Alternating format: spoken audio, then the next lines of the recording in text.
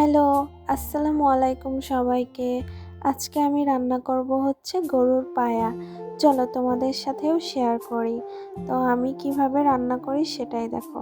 এই যে আমি প্রথমে গরুর পায়াটি ভালোভাবে ধুয়ে ফ্রেশ করে প্রেসার কুকারের মধ্যে দিয়ে দিয়েছি। তারপরে হচ্ছে আমি আস্তে আস্তে সব মশলাগুলো দিয়ে নিব।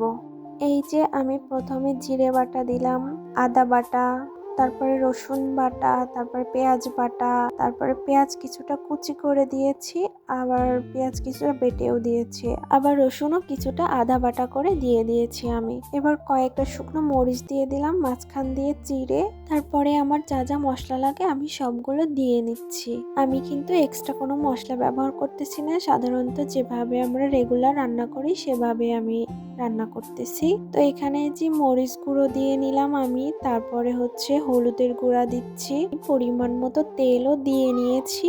আমি এবার হচ্ছে পুরোটা মাখিয়ে নিব। সবগুলো একসাথে মশলা আমি ম্যারিনেট করে নিব। তোমরা কে কিভাবে রান্না করো তা আমি জানি না, তো আমি এইভাবেই রান্না করি। আমি হচ্ছে সবগুলো মশলা আগে ম্যারিনেট করে নিয়ে তারপরে আমি একবারে প্রেসার কুকারে বসিয়ে দিই, দিয়ে এইভাবে আমি রান্না করি। এই তো আমার ম্যারিনেট করা হয়ে গেছে। তো এবার আমি পানি দিয়ে বসিয়ে দিব। আমি লাস্টে কিছু গোলমরিচ আর জয়িত্রী অ্যাড করি, এর সঙ্গে অ্যাড করে আমি রান্নাটি বসিয়ে দিই।